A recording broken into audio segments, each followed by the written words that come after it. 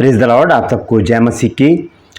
मैं परमेश्वर का धन्यवाद देता हूं आज की सुबह दिखाने के लिए। एक और दिन परमेश्वर ने हम सबके जीवन में जोड़ दिया।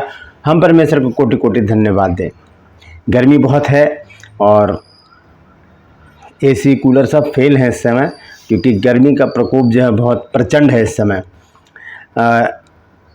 हम ये बात देखते हैं कि चाहे गर्मी हो, बरसात हो, सर्दी हो, ज़िंदगी का चक्र जो है वो चलता रहता है।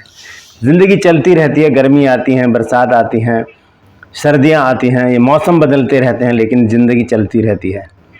लेकिन बहुत से लोग क्या करते हैं, इन चीज़ों को बहाना बना लेते हैं।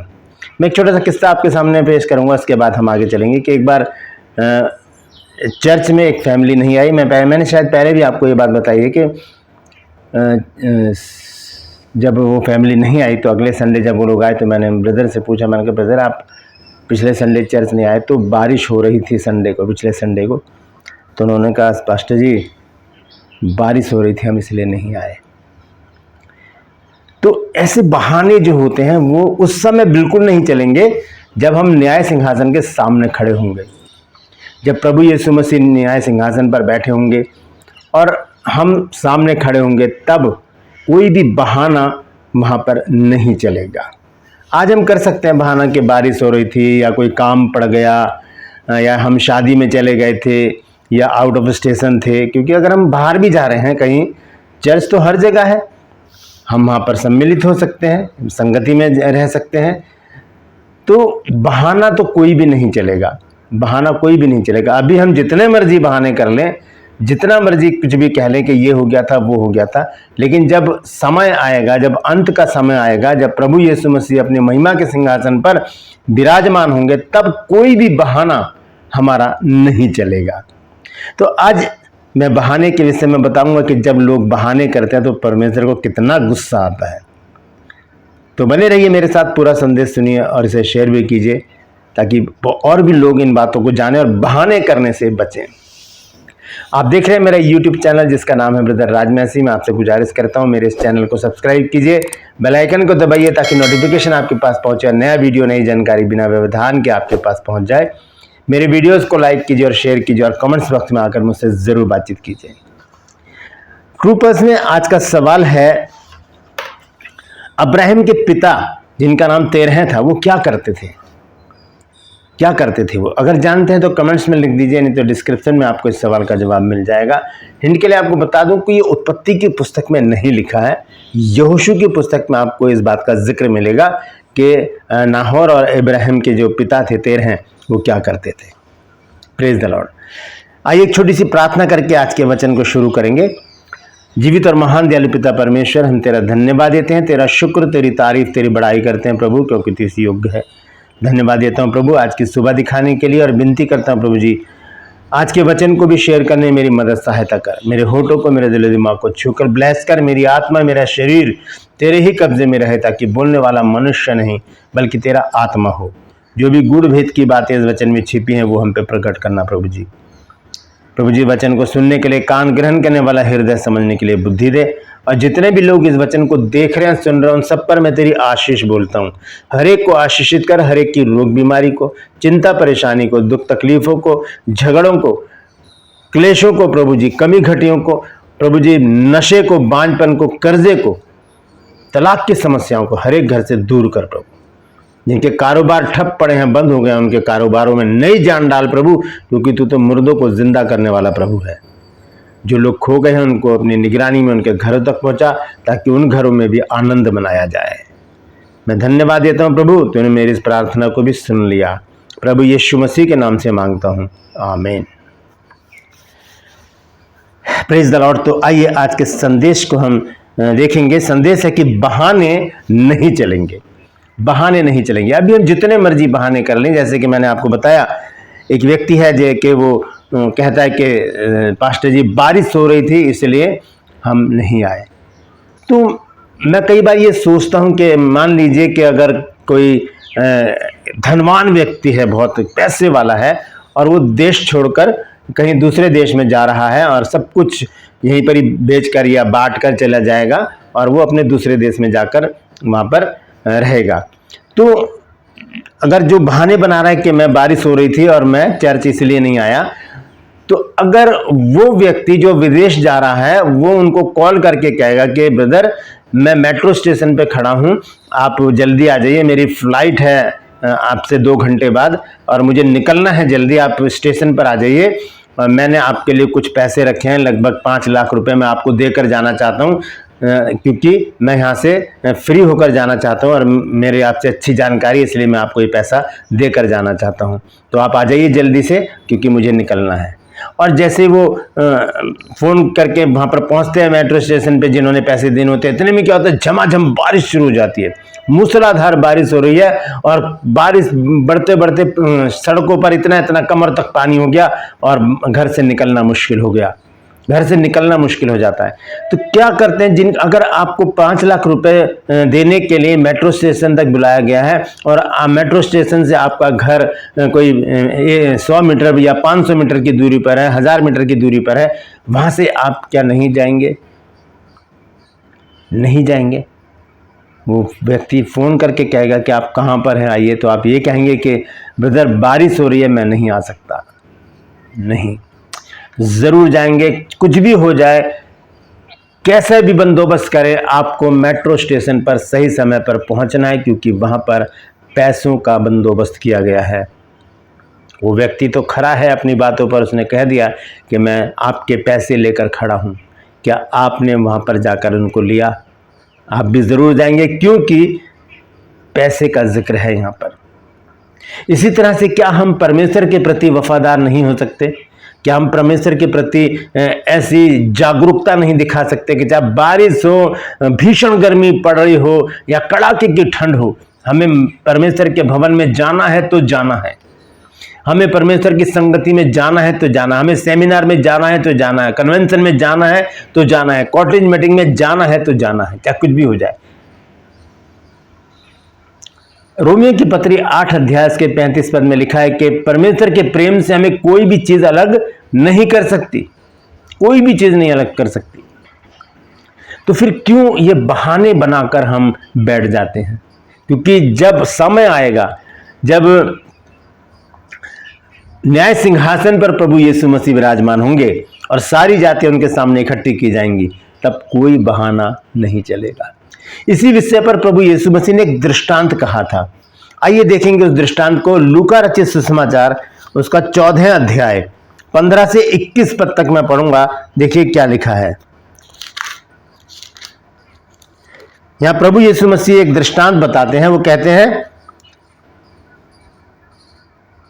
उसके साथ भोजन करने वालों में से एक ने ये बातें सुनकर उससे कहा, धन्य है वे जो परमेश्वर के राज्य में रोटी खाएगा। अब यीशु मसीह ने यहां पर इस बात के ऊपर एक दृष्टांत कहा। उसने उससे कहा, किसी मनुष्य ने बड़ी जेवनार की, जेवनार मतलब दावत की, और लिखा है और बहुतों को बुलाया। मतलब एक बड़ी जेवनार मतलब बहुत बड़ी पार्टी करी या दावत की व्यक्ति ने और बहुत लोगों को बुलाया। जब भोजन तैयार हो गया तो उसने अपने दास के हाथ नेवताहारियों को कहला भेजा। मतलब नेवताहारी मतलब मेहमानों को कहला भेजा कि आओ अब भोजन तैयार है। अब उनको बुला लिया कि भाई आ जाओ, अब भोजन तैयार है। अब देखिए यहां पर बहाने चलेंगे। 3 तरह के लोग बताए गए हैं यहां पर जो बहाने करते हैं। लिखा है 18 पद में, पर वे सब के सब क्षमा मांगने लगे।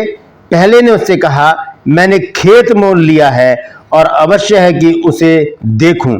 मैं तुझसे विनती करता हूं कि मुझे माफ कर दे, मुझे क्षमा कर दे। मैंने खेत मोल लिया है। 6 दिन हम काम करते हैं, ऑफिस जाते हैं, अपनी फैक्ट्री देखते हैं या अपना कारोबार देखते हैं, अपना बिजनेस देखते हैं, अपनी जॉब देखते हैं, अपना घर देखते हैं, अपनी दुकान देखते हैं। 6 दिन पूरे, 7वें दिन अगर परमेश्वर ने वो अपने से मिलने का समय नियुक्त किया है, चाहे कुछ भी हो, चाहे आलिमों ने किया, चाहे मनुष्यों ने किया हो, लेकिन ये हमारे लिए प्लस पॉइंट है। हम इस पर बहस में नहीं पढ़ना चाहते कि कौन सा शब्द का दिन है, कौन सा नहीं है, लेकिन एक दिन अगर नियुक्त है तो वहां पर हमें परमेश्वर के भवन में जाना जरूर है, क्योंकि संगति के द्वारा ही हम आत्मिक उन्नति करते हैं। तो यहां पर लिखा है कि वो बहाने करने लगा कि मुझे माफ कर दे, मैंने खेत मोल लिया है। क्या करते हैं, जब परमेश्वर के भवन में जाने का समय होता है तब हमारे पास बहुत सारे काम निकल जाते हैं कि हमने ज़मीन ली है, वहाँ पर जाकर हम देखेंगे जाकर, और उसको मकान बनाने की इच्छा होगी तो उस पर हम आगे कार्रवाई करेंगे, और बहुत सारी बातें हैं जो इस तरह से बहाने बनाकर हम रुक जाते हैं। ये क्या बहाना बना रहा है, वो कहता है मुझे माफ़ करने, लिखा है कि पर वे सब के सब माफ़ी मांगने लगे। पहले ने उससे कहा मैंने खेत मोल लिया है और अवश्य है, यानी कि ज़रूरी है कि उसे देखूं। और फिर आगे लिखा है मैं तुझसे विनती करता हूं मुझे माफ़ कर दे, मुझे क्षमा कर दे। बहाना बना दिया और रुक गए, जेबनार में नहीं गए। दूसरे ने कहा मैंने 5 जोड़ी बैल मोल लिए हैं और उन्हें परखने जाता हूं, मैं तुझसे विनती करता हूं कि मुझे क्षमा कर दे। यहाँ पर क्या लिखा है, 5 जोड़ी बैल। ये तो बहुत पुरानी बात है, पहले बैलों का और गधों का, ऊंटों का ज़माना था, उस पर ही सवारी करते थे। आजकल क्या है, मोटर गाड़ियाँ। कार ले ली है आपने तो आपका मन करेगा कि संडे को लॉन्ग ड्राइव पर जाया जाए, संडे को रिश्तेदारों के पास दिखाया जाए, उन्हें रौब दिखाया जाए कि हमने गाड़ी ले ली है, और हम दिखाएं कि हमारे पास भी अब गाड़ी है।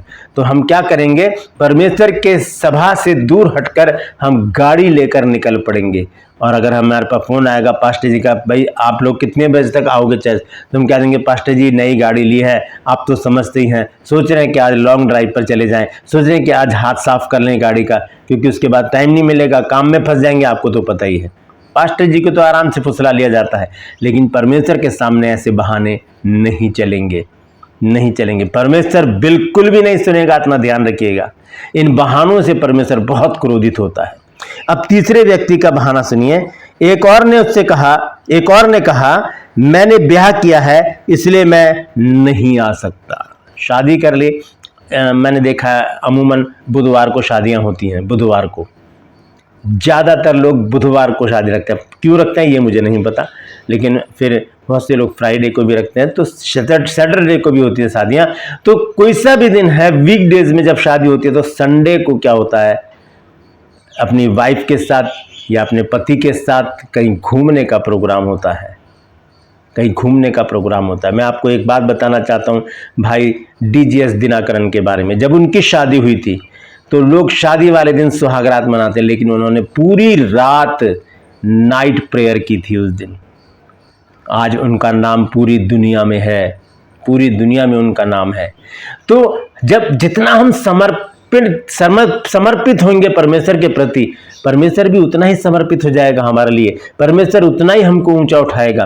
बाइबल में लिखा है याकूब 4:7 में कि परमेश्वर के निकट आओ तो वो भी तुम्हारे निकट आएगा। हम 7 और 8 पद में हम देखते हैं कि शैतान का सामना करो तो वो तुम्हारे पास से भाग निकलेगा, परमेश्वर के निकट आओ तो वो भी तुम्हारे निकट आएगा। तो ये बहाने नहीं चलेंगे। एक व्यक्ति कह रहा है कि मैंने तो शादी की इसलिए मैं नहीं आ सकता। कुछ चीज़ देकर तो देखे। एक बार पतरस ने प्रभु यीशु मसीह से एक सवाल किया कि देख हम तो सब कुछ छोड़कर तेरे पीछे हो लिए, तो हमें क्या मिलेगा। यीशु मसीह ने कहा तुम तो 12 गोत्रों का न्याय करोगे, लेकिन जिस किसी ने मेरे लिए माता भाई बहन पति पत्नी बच्चों को कारोबार को खेतों को खलिहानों को छोड़ दिया है, उनको 100 गुना मिलेगा और अनंत जीवन भी उनको मिलेगा। तो कुछ छोड़कर तो देखें, अपनी इच्छाओं को मार कर तो देखें। हमारी इच्छाएं, हमारी अभिलाषाएं हमें बहाने करने पर मजबूर कर देती हैं। चर्च मत जाइए, कोई बात नहीं, घर में भी प्रार्थना कर सकते हैं, लेकिन लोग तो घर में भी नहीं करते, बहुत दिनों तक बाइबल नहीं पढ़ते, प्रार्थना नहीं करते, तो कैसे चलेगा। ऐसे जब न्याय सिंहासन के सामने खड़े होंगे तब हमारा क्या असर होगा, ये बात तो सोचने वाली है। इसके विषय में वचन क्या कहता है, जब हम पढ़ते हैं प्रकाशित वाक्य 1:7 पद, तो वहां पर लिखा है कि देखो वो बादलों के साथ आने वाला है और हर एक आंख उसे देखेगी और जिन्होंने उसे बेधा था वो भी उसे देखेंगे और पृथ्वी के सारे कुल उसके कारण छाती पीटेंगे। क्यों? क्योंकि अभी हम बहाने कर रहे हैं। अभी हमारे पास बहुत सारे बहाने कि ये काम हो गया, बारिश हो गई, लड़ाई झगड़े हो गए, कुछ काम पड़ गया, बहुत सारे बहाने बनाकर हम बंक मार जाते हैं, छोड़ देते हैं परमेश्वर की संगति को। तब जब यीशु मसीह को जब हम प्रत्यक्ष रूप से सामने देखेंगे, तब हमारे पास बहाने की सफाई देने के लिए कोई भी शब्द नहीं होगा। हम अपनी बगले झाकेंगे, कहेंगे कि हमसे क्या हुआ, हम छाती पीटेंगे। लिखा है ना कि पृथ्वी के सारे कुल छाती पीटेंगे कि हमने कैसा तिरस्कार किया परमेश्वर के वचन का, परमेश्वर के लोगों का, परमेश्वर के लोगों की संगति का कैसा तिरस्कार किया। दोस्तों, बहाने नहीं चलेंगे। यहाँ पर 3 तरह के लोगों के बहाने बताए गए हैं। दोबारा से पढ़ता हूँ 18 से। पर वे सब के सब क्षमा मांगने लगे। पहले ने उससे कहा, मैंने खेत मोल लिया है और अवश्य है कि उसे देखूं। मैं तुझसे विनती करता हूं कि मुझे क्षमा कर दे। दूसरे ने कहा, मैंने 5 जोड़ी बैल मोल लिए हैं और उन्हें परखने जाता हूं। मैं तुझसे विनती करता हूं, मुझे क्षमा कर दे। एक और ने कहा, मैंने ब्याह किया है इसलिए मैं नहीं आ सकता। और आगे लिखा है कि उस दास ने आकर अपने स्वामी को ये बातें सुनाई। तब घर के स्वामी ने क्रोध में आकर अपने दास से कहा, नगर के बाजारों और गलियों में तुरंत जाकर कंगालों, टुंडों, लंगड़ों और अंधों को यहाँ ले आओ। क्रोधित हो गया है भोज का प्रधान। हमारा जो परमेश्वर है वो भी इस बात से क्रोधित होता है कि मेरे बच्चों के पास मुझसे मिलने का ही टाइम नहीं है, बहाने बना रहे हैं। तो ये बहाने बनाकर हम परमेश्वर के क्रोध को अवसर देते हैं, जो हमारे ही विरुद्ध काम करता है। जब हम बहाने बनाएंगे तब परमेश्वर हमसे विमुख होकर दूसरी तरफ हाथ फैलाएगा। कैसे, आइए देखेंगे अंत में यशायाह नबी की पुस्तक उसका 65 अध्याय और उसकी 1 और 2 आयत में देखेंगे क्या लिखा है। यशायाह नबी की पुस्तक 65 अध्याय 1 और 2 आयत लिखा है, जो मुझको पूछते भी ना थे वे मेरे खोजी हैं, जो मुझे ढूंढते भी ना थे उन्होंने मुझे पा लिया। और जो जाति मेरी नहीं कहलाई थी उससे भी मैं कहता हूं कि देख मैं उपस्थित हूं।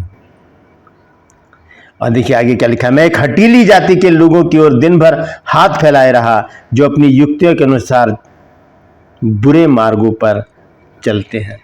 हठीली जाति, हठीले हो गए हम लोग, बहाने मार मार के हम परमेश्वर से दूर होते चले जा रहे हैं। मैं हर एक पास्टर से विनती करता हूं कि अपनी कलीसिया में इस वचन का प्रचार करें और उनको बताएं अपनी कलीसिया के लोगों को कि बहाने करना छोड़ दें, नहीं तो परमेश्वर बहुत क्रोधित होगा। परमेश्वर बहुत क्रोधित होगा बहानों से, क्योंकि सच्चाई तो परमेश्वर जानता ही है। वो तो मन की बातें जानता है। हम पास्टर से झूठ बोल सकते हैं, पास्टर से बहाने कर सकते हैं, लेकिन परमेश्वर सच्चाई जानता है कि हम क्यों परमेश्वर की संगति से दूर है। तो लोगों को बताएं परमेश्वर के जन, परमेश्वर के दास दासी के बहाने ना करें, क्योंकि अगर बहाने करेंगे तो परमेश्वर हमसे विमुख हो जाएगा और दूसरे लोगों की ओर अपने मुख को फेर लेगा और जो आशीष हमें मिलनी होगी वो उनको मिल जाएगी। लिखा है कि मैं दिन भर एक हठीली जाति के लोगों की ओर हाथ फैलाए रहा, जो अपनी युक्तियों के अनुसार चलते हैं। Praise the Lord. दोस्तों, इस वचन को ध्यान से सुनिएगा दोबारा और इस बात पर गौर कीजिएगा, क्या हमें बहाने करने चाहिए? कमेंट्स में लिखिए हाँ या नहीं। Praise the Lord. परमेश्वर इन वचनों के द्वारा हम सबको आशीष दे। यदि आज आपने कुछ नया सीखा है तो कमेंट्स में ज़रूर लिखिएगा और इस वचन को शेयर कीजिए ताकि और भी लोग इन बातों को जान सकें। ट्रू पल्स में आज का सवाल है कि अब्राहम के जो पिता थे तेरह, वो क्या करते थे?